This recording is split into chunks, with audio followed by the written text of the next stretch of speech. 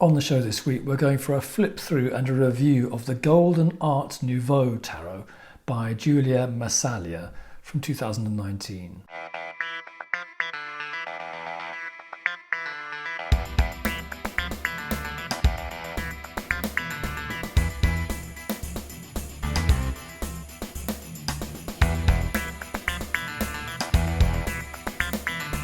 So this tarot deck may not be to everyone's taste, but I wanted to give you a quick look at it because it's one of the best drawn and best produced clones of the Rider Waite Smith. It's in the supposedly the Art Nouveau style, although this is clearly fake Art Nouveau. It's got a bit of modern comic strip style in it. And on top of all that, it's heavily gilded.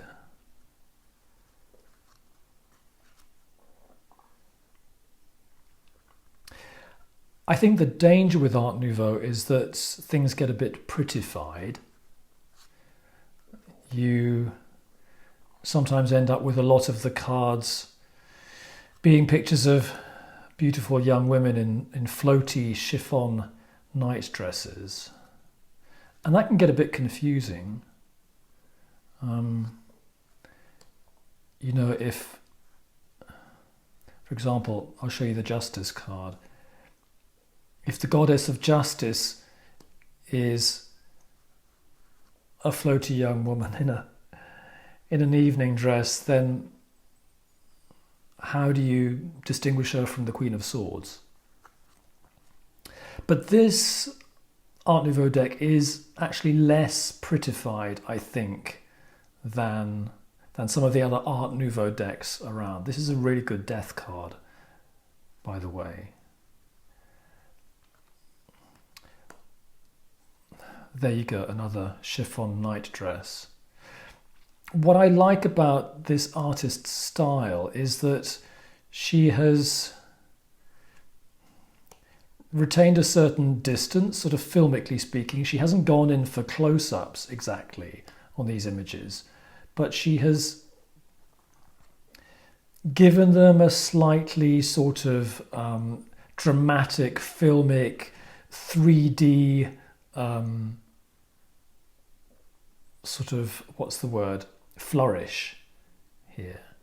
The originals by Pamela Colman Smith are sometimes a bit, they're like hieroglyphics, aren't they? Which is one of their great features.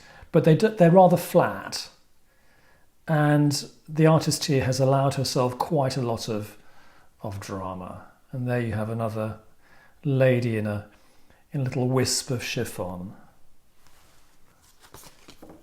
Let's have a look at the suit of batons.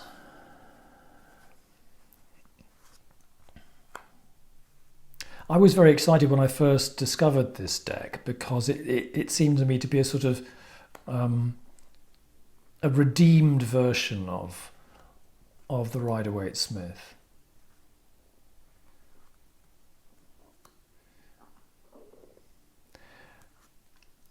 On the downside, if one wanted to be super critical, I would say that the point of Art Nouveau is that it's a decorative style, and it's like wallpaper, isn't it? It covers every inch with decoration, and that is certainly the case with this pack. Every square millimetre is covered with something or other. You've got the flourishes taking up a fair amount of space at the edge, and then every part of the interior that might have been empty is filled up with the gilding. Let's have a look at cups. And that doesn't always make it clear, actually. If you put down, 12 of these cards on a table, what you get is a mass of gold and, swirling drapery and swirling Art Nouveau organic tendrils and things. And sure enough, the illustrations are there, and they're very dramatically drawn. But something has been gained and something has been lost, I think. I like the artist's faces here. I mean, isn't that a great child there? On the whole, I think the faces on this deck are very good.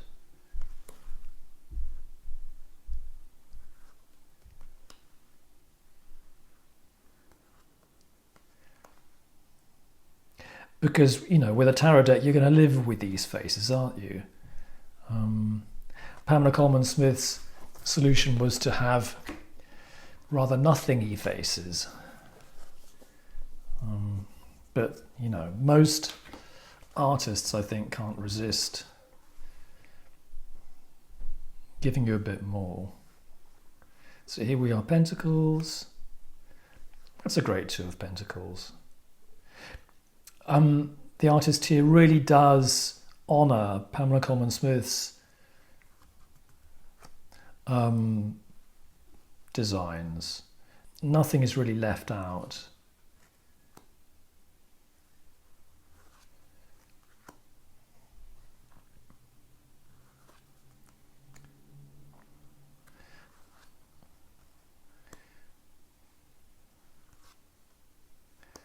This is a nice one.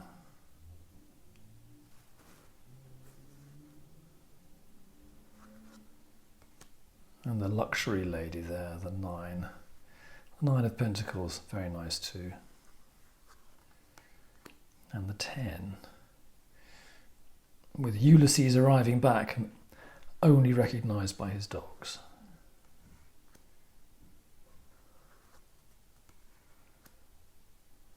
A great knight. Great Queen of Coins. Terrific King of Coins. Okay, last suit. I don't want to be negative about this deck. I actually like it very much. It's a deck that I have and that I use.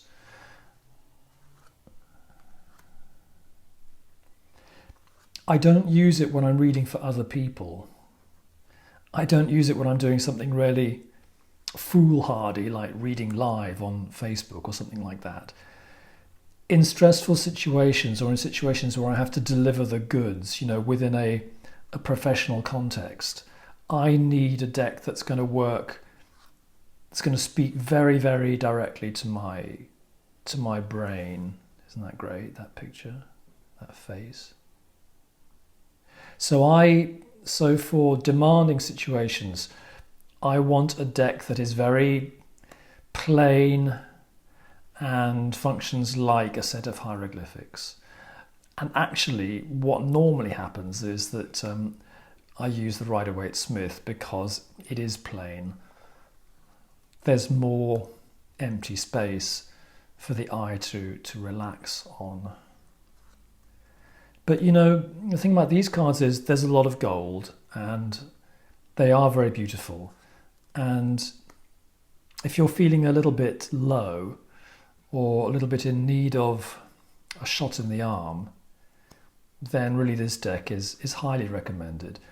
You put the cards down and there, as I say, is a mass of gold on the table, and no matter what the cards are saying to you, they're saying it in a very golden way.